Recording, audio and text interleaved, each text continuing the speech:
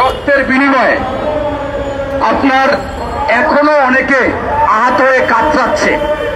তাদের রক্তের উপরে এসে এই সরকার গঠন হয়েছিল ন্যায় প্রতিষ্ঠা করার জন্য। সেই ন্যায় প্রতিষ্ঠা যদি ওনরা করতে চায়, এই সমাজ কল্যাণ উপদেষ্টা, আমি যতটুকু জানি যে ৩-৪ মাস আগে আপনাদের সাথে বসে একটা সমঝোতা করেছিলেন যে এইগুলোকে এমপিওভুক্ত করা হবে বা রাষ্ট্রীয় মর্যাদা দেওয়া। এখন এইটা উনি কথাটি রাখেন নাই, না রাখার কারণে আপনারা আজকে রাজপথে নামছেন। আমি আবেদন করব, সবিনয় অনুরোধ করব, এই সমাজ কল্যাণ উপদেষ্টাকে আপনি দ্রুত 24 ঘন্টার মধ্যে এদেরকে কোনোভাবে রাখবেন না, আপনার সেই কথা রাখবেন।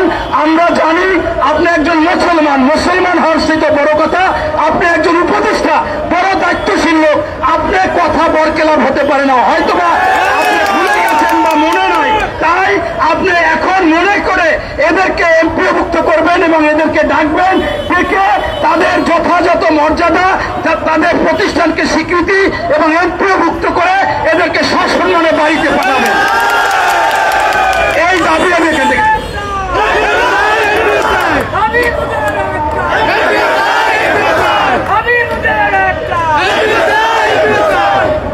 আমি আর কথা বাড়াতে চাই না, বক্তব্য দিলে তো সারাদিন বলা যাবে, আমরা আবার একটু রাজনীতির সাথেও জড়িত।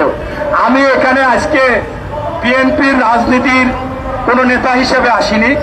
আমি আসছি আমার জুলাই আন্দোলনে, আমি প্রতিদিন আন্দোলন সংগ্রাম করেছি আমার ছেলেকে নিয়ে।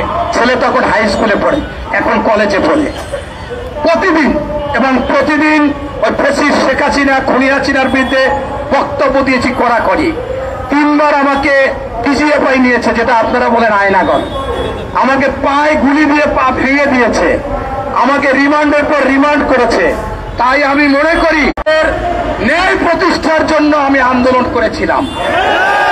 সেই ন্যায় প্রতিষ্ঠার জন্য আমি একজন বাংলাদেশের মানুষ হিসেবে এখানে আসছি, ন্যায় অধিকার নিয়ে আসছি যে এই শিক্ষকদের অধিকার, শিক্ষকদের চাওয়া দাবি, এটা বাস্তবসম্মত এবং এই দাবি মানতে হবে।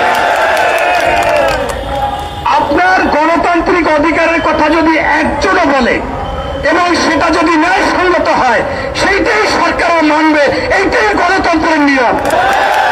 সেইখানে আজকে এখানে হাজার হাজার মানুষ এসেছে।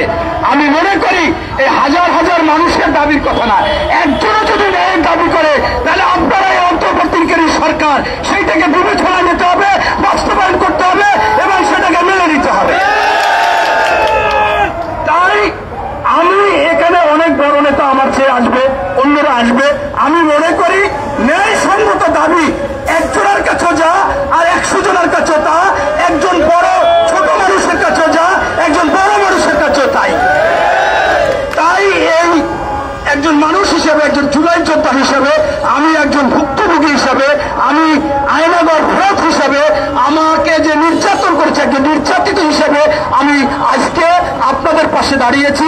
একজন নির্যাতিত মানুষ, একজন জুলাই যোদ্ধা, একজন ফ্যাসিস্ট বিরোধী আন্দোলনের একজন কর্মী হিসেবে, কারণ আমরা চাইছিলাম যে ন্যায় প্রতিষ্ঠা করব। সেই ন্যায় প্রতিষ্ঠা আজকে গত শিক্ষকদের উপরে হয়েছে, তাদের 15% আপনার বিভিন্ন ভাতা দিয়েছে, তারা চেয়েছিল 30, পরে 20, 15% দিয়েছে। আমি আশা রাখি আপনাদেরকেও ফেরত দিবে না এবং আপনাদের দ্রুত একটা সমাধান করবে। এই বলে আমি আমার বক্তব্য শেষ করছি। আল্লাহ হাফেজ। বাংলাদেশ জিন্দাবাদ।